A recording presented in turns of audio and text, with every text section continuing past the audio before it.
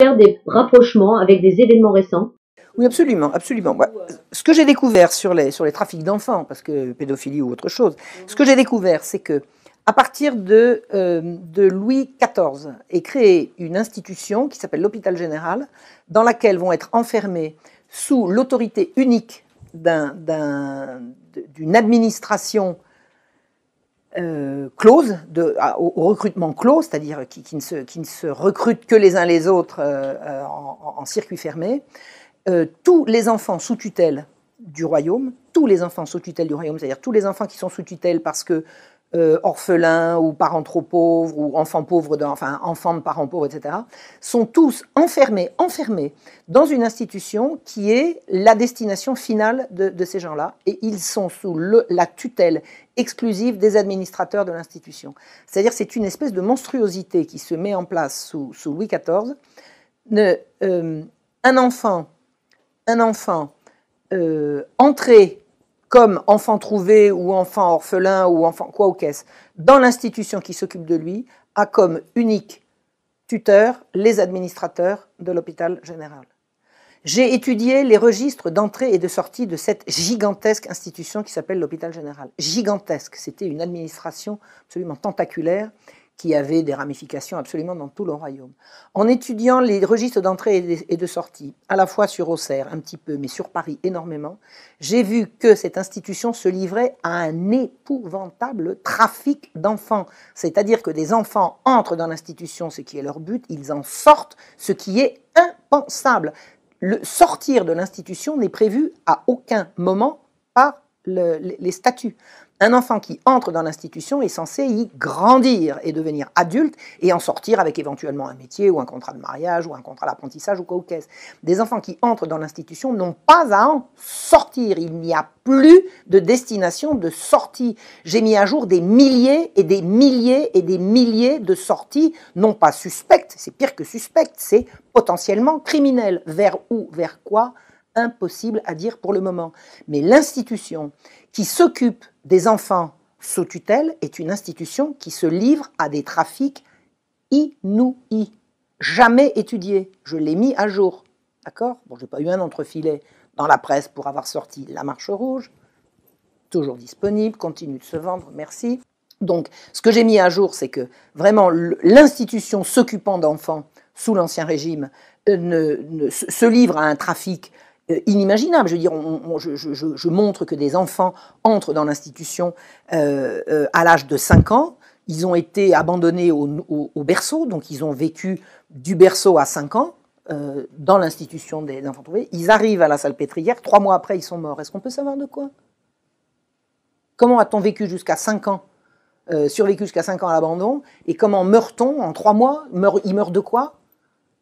Et le livre des décès, c'est absolument ahurissant. Vous avez dans le livre des décès de la Salpêtrière, vous avez les vieilles femmes et les enfants de 5 ans. On peut savoir de quoi ils meurent. Je veux dire, c'est monstrueux. Bon.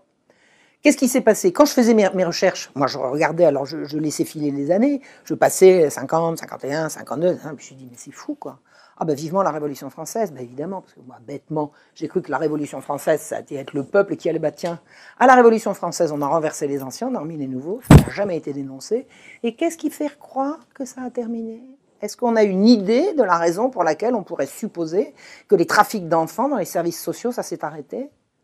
On peut savoir à quel moment ça a été dénoncé pour que ça s'arrête?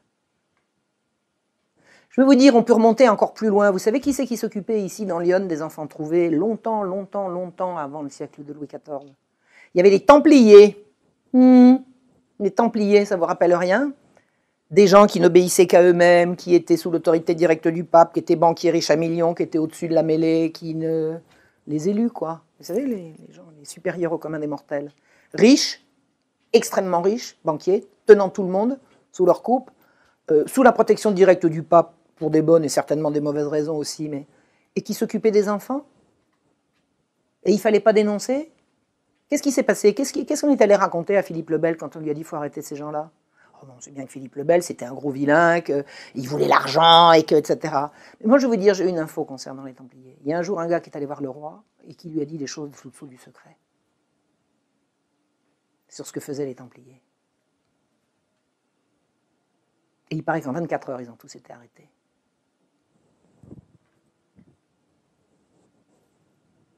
À suivre. À suivre. À fouiller, disons. À fouiller. Ce que je sais, c'est qu'un roi de France ne pouvait pas dénoncer publiquement un réseau pédocriminel. Aucun homme d'État n'a jamais publiquement dénoncé de réseau pédocriminel. Ça ne peut pas venir d'en haut. Donc, on accuse d'autre chose. Je suis persuadée, je ne peux pas le prouver, mais je lance la ligne, qu'il y avait des crimes contre les enfants qui ont été mis à jour et qui ont été, dont le roi de France, Philippe le Bel, a été informé. À suivre. Pouvez-vous nous parler de vos méthodes de travail? Alors ça dépend sur quoi je travaille. Par exemple, je suis en train de faire un travail de fond, mais qui ne pourra pas être publié maintenant, parce que j'en ai encore pour très très longtemps, et je pense qu'il va y avoir des choses à publier avant, mais sur la situation de la population à la veille de la Révolution française. Donc pour pouvoir trouver la façon dont vivaient les gens, il faut avoir accès à des éléments de leur vie quotidienne. Ça, ces éléments-là, on va les trouver dans un procès, par exemple, parce que quand un procès a lieu, pour telle ou telle raison, on a droit à tous les détails concernant les personnes inculpées, les témoins. Dans un procès, il y a tout. Dans un procès, on voit surgir la vie. Alors, c'est la vie des gens au moment où il en règle des emmerdements. Mais quand même, à partir d'un procès, on a une vision très, très précise de la façon dont vivaient les gens. Et j'ai étudié plusieurs procès. Je suis en cours d'étude de plusieurs procès. Comment est-ce qu'on connaît l'existence de ces procès? En matière d'histoire, il faut d'abord faire confiance à des historiens qui sont passés avant, qui ont parlé de tel ou tel sujet. Ces historiens, s'ils ont fait un travail sérieux, ce qui est le cas des historiens en général, ils citent leurs sources. On remonte à la source. Une source, ça peut être un autre livre, donc on prend l'autre livre en référence. Et dans ce livre, on va trouver la source, par exemple, tel procès à tel endroit. Donc là, à ce moment-là, je vais aux archives, je sors le procès et je commence à étudier dessus. C'est ce que j'ai fait pour les enlèvements d'enfants, c'est ce que j'ai fait pour différentes émeutes de la gare des Farines et également sur une émeute très importante qui a cours pendant la Révolution, et c'est les choses sur lesquelles j'ai un travail en cours. Donc, dans quelle mesure est-ce qu'on peut faire confiance aux sources? La source qui se trouve dans les archives, pas lui faire confiance, c'est pas comprendre ce qu'on fait. Ce qu'il y a, tous les témoignages d'un procès, toutes les dépositions, c'est ça, c'est avec ça qu'on fait de l'histoire. Maintenant, faire confiance aux historiens, non. Il n'y a pas de raison, a priori, de faire confiance aux historiens, mais il faut savoir, il faut faire confiance au fait que ce n'est pas une question de confiance. Un historien, il a donné un certain travail, et son travail consiste à donner une information et à la sourcer. C'est à partir de ce travail-là qu'on fait. Un historien ne peut pas travailler sans les autres historiens. Un travail d'historien, c'est un travail collectif. Le travail que je fais aujourd'hui, je le fais avec tous les historiens qui m'ont précédé. Mais un travail d'historien ne peut pas consister à compiler ce qu'ont fait les autres et en faire une synthèse.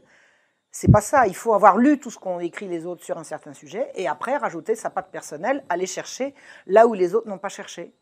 Par exemple, quand je me suis intéressée aux archives de l'assistance publique pour aller chercher ce que devenaient les enfants enlevés en 1750, j'ai commencé par lire tout ce qui avait été écrit par les historiens qui m'avaient précédé.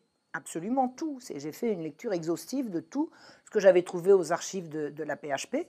Et là-dedans, il n'y avait pas, personne n'avait fait le travail de la destination de tous les enfants qui entraient dans l'institution. Il y avait eu différents travaux qui avaient été faits sur l'origine des enfants entrant dans l'institution, mais le travail exhaustif d'extraire ce qu'ils devenaient sur une période donnée à partir de leur entrée dans l'hôpital général, ça n'avait pas été fait. Et c'est là-dessus que cette vérité-là m'est apparue.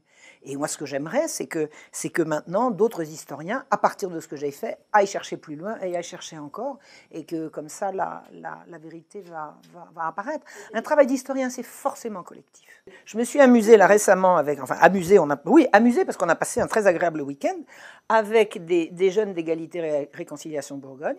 On a passé un week-end à éplucher sur tous les livres destinés à la jeunesse qu'ils ont trouvés dans la bibliothèque municipale dans leur région, c'est-à-dire à Dijon et autour.